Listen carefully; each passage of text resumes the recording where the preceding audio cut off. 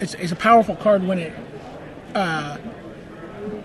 does something successfully, but it also just takes people out of their game completely. It sure does. Right? It's just like, we talked about sequencing on day one, right? Yeah. And it's like, you've got this whole sequence of what you're going to do. I'm going to attack, I'm going to trade, I'm going to do this.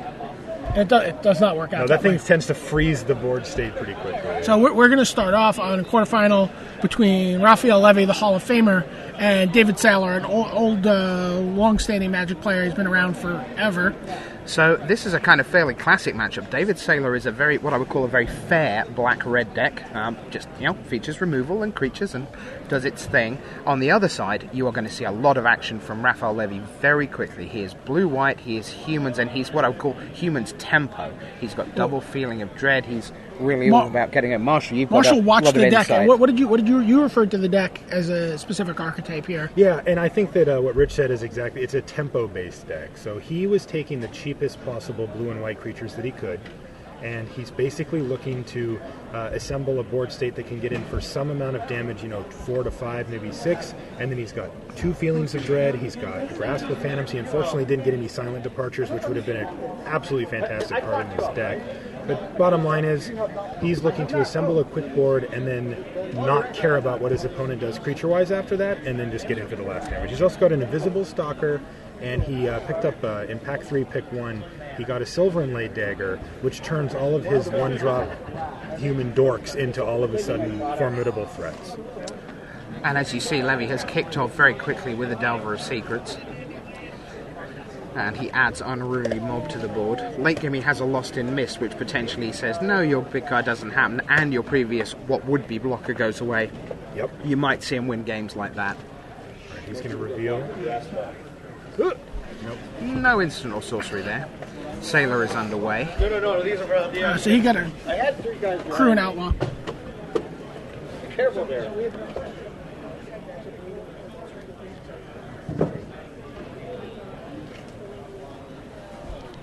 Thank you, Richard.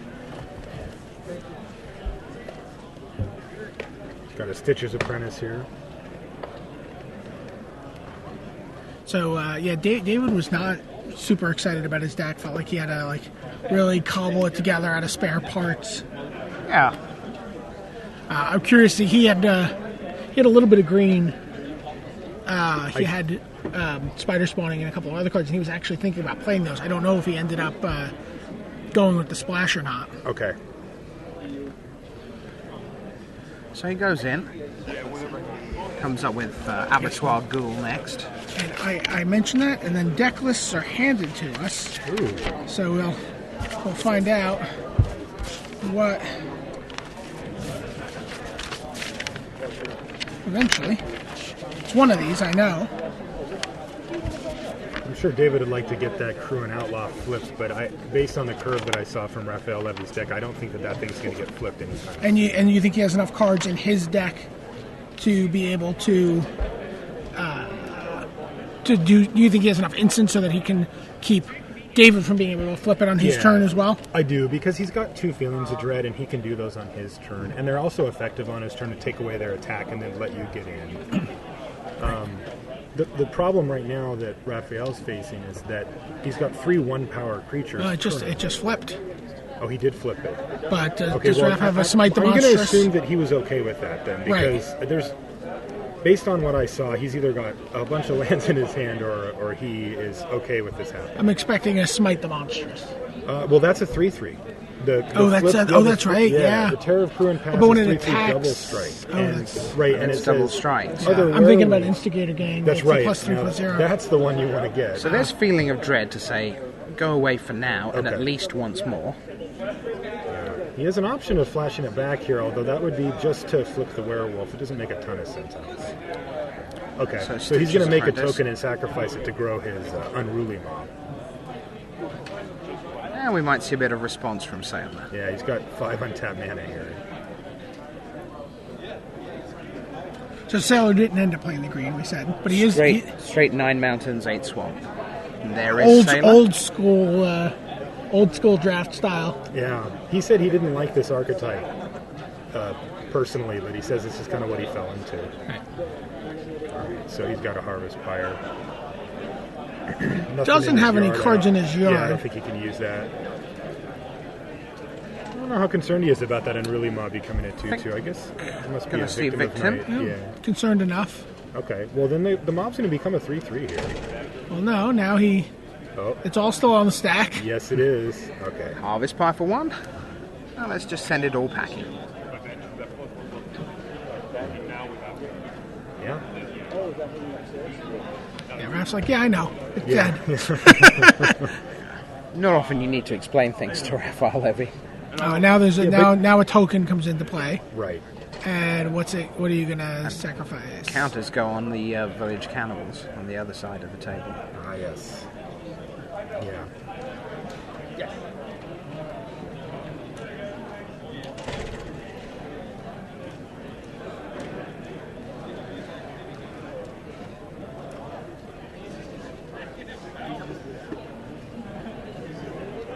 He sacrifices the Delver instead of the homunculus token And then that grows the villagers again. because it's a human. Exactly.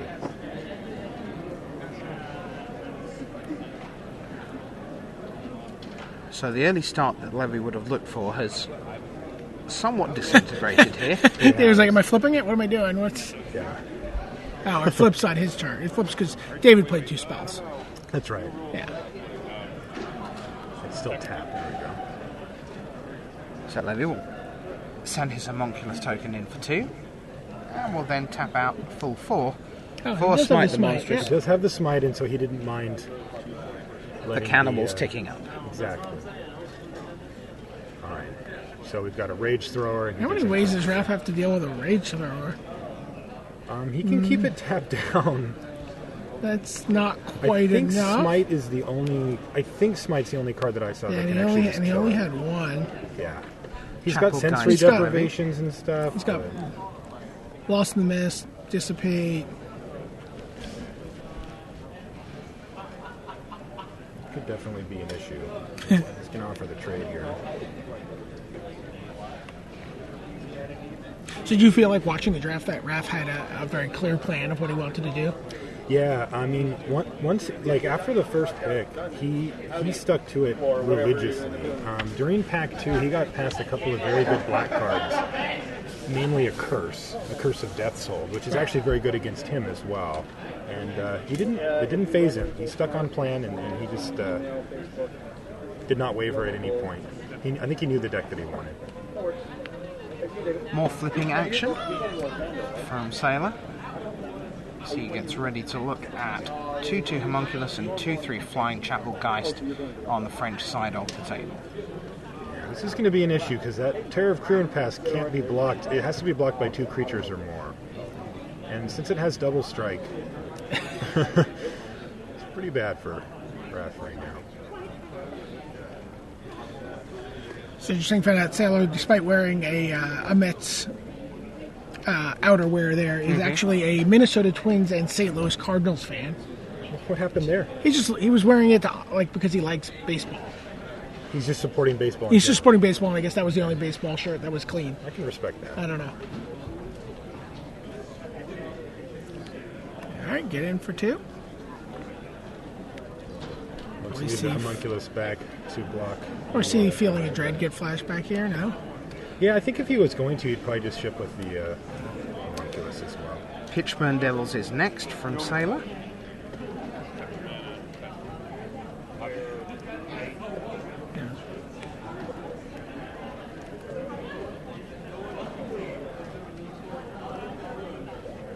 I don't Well- think 7 lands is really in the game plan for Right. Levy here. Yeah. Well, he could flashback Feeling of Dread and cast Feeling of Dread and flashback Feeling of Dread all in the same turn. That is true. He could There's- turn the cards in a full circle. There's the Silver Inlaid Dagger. So that gets him in for 4. Sailor's down at 9, despite this game looking And that's the thing. pretty much in Sailor's control the whole time. Absolutely. Because Levy has Invisible Stalker as well, he knows that the closer he can get Sailor to even vaguely in range, he then has the chance to steal the game, essentially. Raphael's gonna Sailor take will be aware. 13 here, I think. And another bump him tonight 6. with In the flashback. night with flashback. And David Saylor takes the Shaheen lead. Sarani's favorite card. Is that right? Yeah, he was just drafting Bump in the Night decks at Worlds. Turn 1 bump you? Yeah, he's just... That's scary. It's just, yeah, it's really efficient. Every time you that's and I, happened to you me- and I were talking about old draft formats earlier, Yeah. and I was telling you about Champions. One of the things I loved about Champions block was Lava Spike. That does 3 to the Just player. three damage to a player, and it was an arcane spell, so you could splice Glacial Ray onto it. What is Glacial Ray? So Glacial Ray was 2 mana, and it had Splice, so for 1 and a You could- red. So you could play, like, for 3 mana, you could go Lava Spike you, splicing Glacial Ray on, so 5 to you. 5 to you. Or 3 to you and Yeah. kill that. And, Oh, seems good. I've still never drafted that format. I will now that you've mentioned that you. Yeah, it's it one was, of it your was favorites. a lot. I mean, I love triple champions. It's all good. It was not a super popular format. I think a lot of people look at it as a nadir, but Okay. I really enjoyed it. Part of that, though, was in the way that, in a sense, the publicity drive was so geared towards the fact of the flavour. It Right. was like, come and join us in the first ever set that's based in a real-world place. It's ancient Japan. You can go feudal. You can have your Bushido. And they didn't actually spend a lot of time thinking of the months leading up to the Champions block, of going, here's this really cool mechanic that's like the Bushido was, and here are all these different really cool things you're going to be able to do when you play the game, and that didn't really happen with Champions Block, and it was a real flavor-driven year. Right, and you see then a flavor-driven year like this with Innistrad. I mean, bump in the night, right? Like, is there a more flavorful card in the set? It actually makes you scared. And you just said that. You were just like your reaction was like, oh, that's scary. Yeah. And let's see, that was sincere. That wasn't even any kind of that punnery was- at all. It was in the game. Yeah. I recently heard Mark Rosewater actually describe that. He said he wants you to actually feel the things that the cards are doing, but because of the way it affects the game, not because of what it says on the card. Right. It works in that case, Yeah. because when they go turn 1 bump you, I'm like, uh-oh. What does that mean? Yeah, it's either really good or it's really bad, but something's happening. Raphael Levy certainly intends for these games not to go long. And looking He at also David's- intends to not draw 7 lands. Yeah, and looking Although- at David Saylor's list, it's fair to say that in the very late game, there is an army of the damned waiting in the wings. So, Did he end up including it in his He list? did. Mm-hmm. He wasn't sure. Said he was I like unsure. a deck that goes bump to army. It 1 just to runs. 8. It runs the curve. I like that. That is quite a range right there. Turn 1 bump you, turn 8 army you. What's your range? 1 to 8. Yeah. I like that. 1 to 10. Sure, Yeah, sure. really, yeah. Oh, don't be silly. He's Yeah. not going to flash it back. No. Yeah, now would you, take a look at Raph Levy's deck list here. I mean, would you think about being a little more, I don't know, aggressive with your mana than 17 lands? Is it? Although I guess he's got Abbey Griffins, he's got 4s, he's got equipment. He's got 2 5s, I believe, with the Lost in the Mist and the Geist Honored Monk. I mean, it's probably a question of he's going to have a lot of things to do with his mana every turn, and he's going to be benefited to hitting his mana drops. Oh, speaking of ones, oh, it's the battle of the Whoa. ones. Oh, And Raphael has a lot of humans in his deck. I wouldn't be surprised at all to see this pump his champion of the parish. Of course, it can't block the noble, so things are going to get out of hand here. wow. Yeah, this race clearly favors David Saylor. Yeah, because the pressure's on Raphael to actually have specific cards in his hand. And he's going to offer the trade, so I guess he doesn't have it this time. Let me see here. A homunculus. Oh. So that's actually And that's quite nice. perfect. That's Yeah, about as. it's pretty good. Is it gonna die? It is gonna die, Rising but torch. it doesn't attack. Yeah, so that... ticking time bomb Chapelgeist would be a fine card here for. would be an excellent card.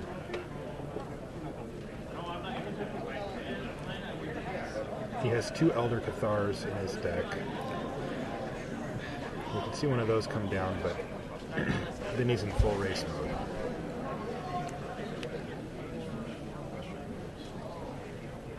Certainly attack for 1.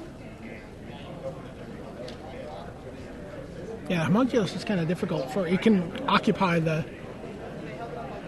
Once you get a Homunculus in play, that sort of becomes like a blue dredge skeleton for you. It can. Yeah, Right? You're like absolutely. block, activate the Stitcher's Apprentice, make another one. Yep.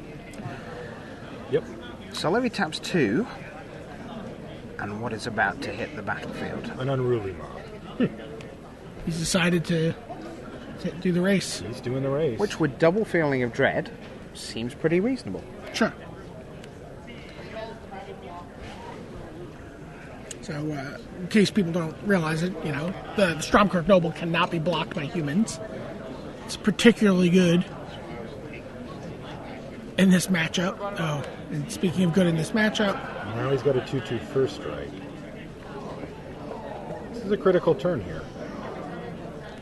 If Levy can play a human, he can attack again with his champion. Try to keep the race going and keep or not attack with his champion. So that's actually that's a good mana. point too. But he has options at least at that point. It's enough for Abby Griffin, but the clue's in the name. That won't be human. That could trade off with the noble if you wanted. Right, grow his unruly mob in the process. Yep.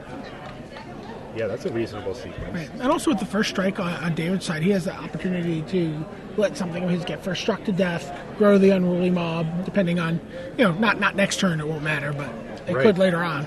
No, and that's always a precarious situation when somebody attacks into you with a first striker when it doesn't look profitable for them and they're could have a burn spell. So Abby something comes down. It is indeed Abby Griffin.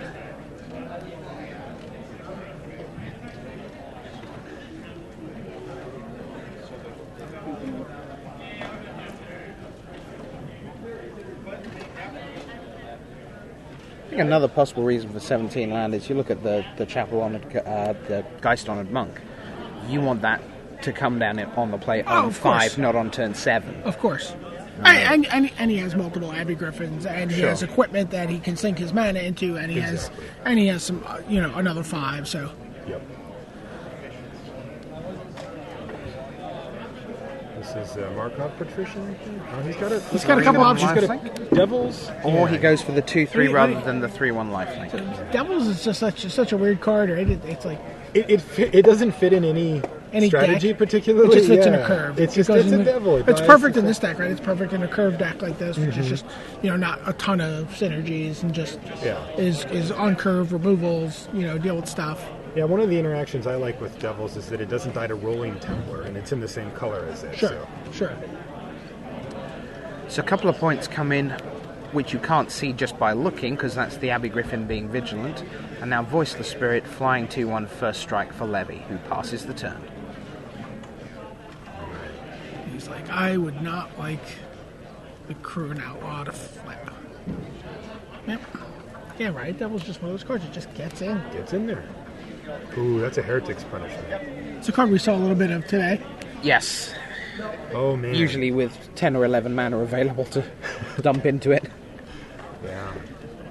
Oh, this is good. This is where the tension picks up because he has to start deciding when and where to put his Heretic's Punishment, where to aim it.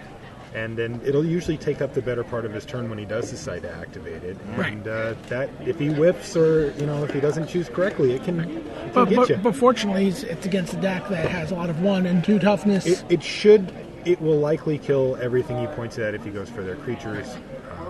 But keep in mind that pointing it at every creature in play would involve 12 cards from your library. That's right. Plus your draw step. So you can run out of cards quite easily there. You absolutely can. So at some point he's got to be focused on doing 17. Yip. But he does have an army in it. Yeah. Oh, geez, is that what we're doing here? Ate you. I can't lie. I wouldn't mind seeing that. Army of the Damned is pretty special when you get to see 13 zombie tokens. Oh, that's right. I forgot.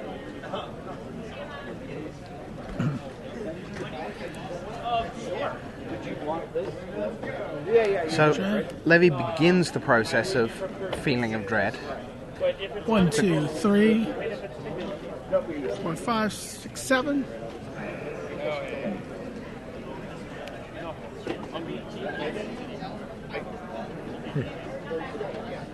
Then he looks to flash it back, Sure. presumably on Saylor's turn. He has a Rage Thrower and that Markov Patrician still.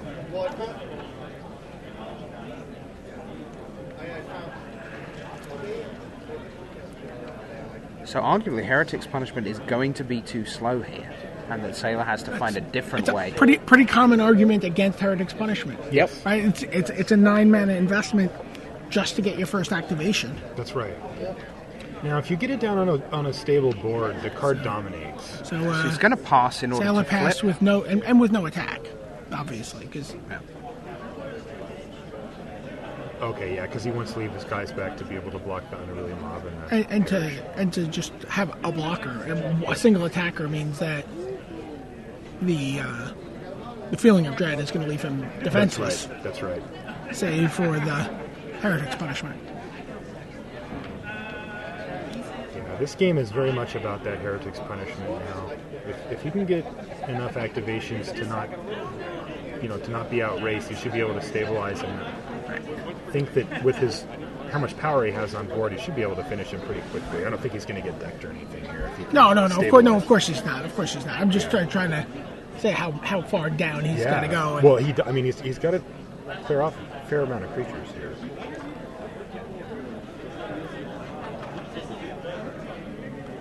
Raph's trying to figure out his play. Does he just attack for 4 in the air? And make it a potentially a 2-turn clock, but then 1 activation from the Heretic's Punishment doubles that. Do we know if he has Lost and Mist in hand right now? We don't know. He has 3 cards. Raph's agonizing. You can see his hands on his face. This is going to be a tough situation. This is the turning point, too. Yeah, well, this is certainly a successful hit here. You can just scratch back into the game, right? You can be like, get your flyer, untap, get your flyer. Exactly. And you think he'll go for the Voiceless Spear just because it has 1 toughness and it's the most likely to die? I certainly wouldn't. It's the one Like that's if he the flips most... his bump? Yeah. It's like, it could be anything. Yeah. I could do 0, I could do 8. Yeah. I could do 8, just dome it. Like 8 to your Voiceless Spirit. Oh, man. So Levy has 4 in the air. I mean, as many as 4 in the air. Potentially, yeah. Well, right now, he has 4 in the air. Levy has dissipated his hand, I just saw. Ah, okay.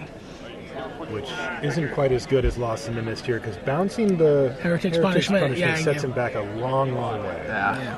Although, That said, 3 mana for Dissipate, plus he still has 2 left over for Feeling of Dread. that's right, Is a pretty neat use for 5. definitely. I wonder if Saylor feels like he needs to cast any more spells this game, or if he's just going to be dumping his mana into those punishments. Okay, he answered that question for us, didn't he? I'm going to try and kill this. 8, 8, 8, 8. There's a spell, so we know he got it. You look like it was Village Cannibals, a land, and a Blood Crazed A Neonate. neonate, yeah, that's what I thought it was, too. So 2 more. Ooh. Selfless Cathar, the Okay. mini overrun. Mini overrun. and Copyright also Brian David his- Marshall. His Unruly Mob grew. How about Underrun? I like that. Overwalk? Yeah. Don't talk about overrun around me either. It's sensitive stuff. Yeah, but most people don't know this. Marshall really wants Overrun to be printed at common and not uncommon. Yeah, that's my crusade. It's more like your 3 Crusade. I shouldn't laugh at those. Yeah, you only encourage him. I find puns funny. It's my weakness. So does Brian David Marshall. And look who's sitting here with you, right? Okay, Feeling So, of Dread. tappity tap, This is the extra stuff. and we're back to Levy. Knowing that Heretic's Punishment is coming somebody's way. Selfless Cathar has the possibility to negate what comes out of the punishment. It does. Just But, goes, but "Oh!" it has to just happen before you know the result. That's right, because it Oh, all punishment, happens in one go. right. Yeah. Okay, but when depending, he's probably going to target the Griffin. But when Raphael does sack the Cathar, he's also going to be growing the Unruly Mob again. So that, which is a 2/2 currently, but can grow even more. All right, looks like he has another. He does Feeling have of another Dread. Feeling of Dread, Yep. which means he can't sacrifice the That's Cathar. right. Can't do both. Okay, he's just going to tap. So everything's tapped down. Saylor will do what he has to do, try and ride He's the at Heretic's 6. He Punishment. can't get out of Nope. that. Yep. He got it. It's game to I Raphael mean, Levy. the Unruly Mob was at 3. The Champion of the Parish was at 3. I think the mob was at 2.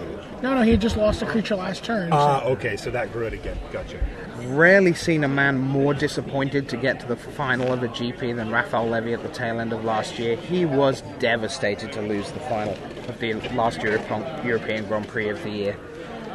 Very late Sunday night, almost no one left in the building. He dragged himself out of the building with the plaque for second place and said, "It's been so long since I've won something." You know? Still amazing player in top 24 and top 32 all the time. And it's funny, by what he means by so long since he's won something is, a couple of years. Probably looking at the back-to-back GPs, 2007. A few years. Dallas and sure. Is that 2007 or was that 2000? Maybe 2007. 2007. And then his last Pro Tour top 8 was Yokohama. I think. I don't think he's going to get a lot of sympathy from people at home listening. As he's racked up approaching 500 lifetime Pro Tour points, several Pro Tour top 8s, back-to-back GP wins, European championships. I mean, let us not even break out the tiny violin for Raphael Levy here, please. Just telling you how he sees it. He needs to leave some more wins out there for the rest of us. He's considered one of the most consistent players on the Pro Tour. Absolutely. He absolutely is. He has more top 32s than anyone in history, surpassing even Gary Wise, who was previously he's the number 2, and obviously had he played longer. When the Players Club was first announced, back around Pro Tour London, I think was when it was announced, I joked with Raphael Levy because he was constantly clawing his way back from Pro Tour to Pro Tour, with those finishes. He'd have a strong finish and he'd string a couple together and he'd do something and his rating would be really high and then he'd do this. And then when the Pro Club came along, it just solidified for him because this was a guy who just always top 32. He was always, much like Jelger Vigeshma or Camille Cornelissen or those guys. He was just a rock solid player. At that point really didn't have any spectacular finishes. He had an old world's top 8, I think, at that point. And maybe one other top 8 was at Rome. Yeah, was he in Rome? I think he was yeah. Rome, yeah. But it had nothing in the 2000s at that point. Sure. And it was just a real boon for him. It really let him relax, and you actually see this marked improvement in his finishes as he now can sort of maybe be a little more bold with his decks, maybe push his mana base a little harder in the zoo deck. Marshall, let me ask you. When I was growing up in the game, there was a real mystique around the big-name American players. When you're just learning to play and you hear about the European players going off to the United States to play these huge players, they were mythical figures virtually. Was the same true in reverse for a young American player looking at the giants of the European game, or not so much, do you think? So, at least from my perspective, I always viewed them more like mysterious, right? Like, sure. You had the Japanese players and the European players, and it was like, well, what are they up to? They do it differently than we do. Yeah. So we never knew what to expect from them. It was always more like a curveball thing that when the players go over there, it was like, we don't know what they're going to bring to the table. Absolutely. So David Saylor's going back to the well for 6 new cards. Looks like Raph Levy is standing pat.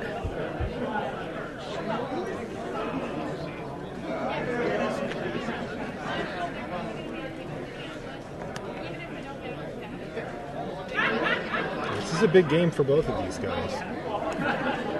Saylor's chance to get on the Pro Tour. I don't know if he's been on there before, but he has. Okay, I'm sure it means a lot to him to get back, though. Sure. If you're not qualified, that knowing you can, win some money, win airfare, win an invite. That's what getting past this round means. It's a big bubble right here. So Saylor kicks off with Ashmouth Hound in reply to Doomed Traveller from Levy, who has a second Plains for his second turn, which is exactly what he needs for Spectral Rider, the 2 to Intimidate. That will unlikely be blocked this game. Unless we see a one-eyed scarecrow or something. Yeah, that to me, one-eyed scarecrows relevance is more in dealing with Spectral Rider for me than in nerfing flyers. Yeah, it's true.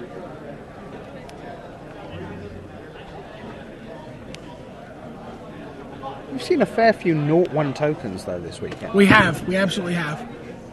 Yeah, white's very popular in seals. A lot of tokens. Unruly Mob, he's back. Saylor will pile in. Presumably, he's working on the basis that the feelings of dread trump the mid-game of Heretic's Punishment, and that therefore he really can't afford for the game to go terribly long. So dead weight to take out the Spectral Rider. Counter goes on Unruly Mob. But not on the cannibals, because it's a spirit knight, not a human. Looks kind of like a human. No one knows what it is behind that visor. Mysterious rider. 4 mana for the 2/2 Vigilant Flying Abbey Griffin. And Saylor goes, smash once more. Who's going to trade here? You trade with the Ashmouth hand, or you trade with the... That's a good question, because your guys are likely to die, and that those villagers can get out of control. And there's... Scourge of Gear Reach. So right now, that's quite big. It's a 5/5. Yeah, currently a 5/5. It's like Levy's double checking that. Although I have to say, if you're in Levy's seat, that's the kind of thing you actually want to see come down, because those are the type of cards that if you have a Grasp with Phantoms or a Silent Departure or an entire turn. Just that entire class of Crawlworm. It's just like a lot of mana for a dude with nothing else. Just this old-fashioned 2002 sealed deck creature. Right, and you spend 1 mana and hit them for 3 or 4. The classic 5-mana red creature. It's a 5-mana red 3/3 that has an ability. That's right. Yeah, and they get... Oh, there's the Geisthunter mark. Oh, that's... Okay, so now that Scourge is absolutely massive. it's like 8/8. Yeah. Yep. But my guess is it's going to eat a Doom Traveler here. It certainly is, which makes no impact on Levy's number of creatures on his Geisthunter Monk, because the Doom Traveler will get replaced. Oh, there's a Skier's-Dyed Cultist. Huh? But potentially that's going to be too slow again. yeah, and the Unruly Mob is getting kind of angry Yeah, now. getting fairly unruly. Yeah, the pitchforks are out. It's a 4/4 here. Yeah, I mean, again, we talked about sort of the flavor matching with card design. I mean, certainly the case here, right? Like, why are all our guys dying? Yeah. What the hell's going on here? And they're banging at the door. And the Geisthunter Monk's a 5/5 itself. 1, 2, 3, 4. Yeah, 5/5. Uh-oh, there it is. Oh, tap, tap, bang. Hits you for 9, 11. Saylor's Whoa. looking at that, and there's flashback 12 damage. available to Levy, so there's no danger of a ginormous backswing. Saylor, I think, is going to come up short here to the feeling of dread. He's at 3. He's at 3, and Levy's out of range for even things like Devil's Play and the kind of the things you fear when the person's top decking. But He's looking. It's the same 2 cards that he keeps looking at. And Levy's going, see this? This is a feeling of dread. I'll be in touch with you. I'll send you a report on it or whatever. Next steps. And there's the handshake. All right. And Raphael Levy makes it through to the semi-final. And what a great shot. Did you see how relieved he looked? But also old-time pro Ben Sek and Mike Pistolnik cheering on fellow veteran Raphael Levy. that's fantastic. 11 years after his Pro Tour victory and Pro Tour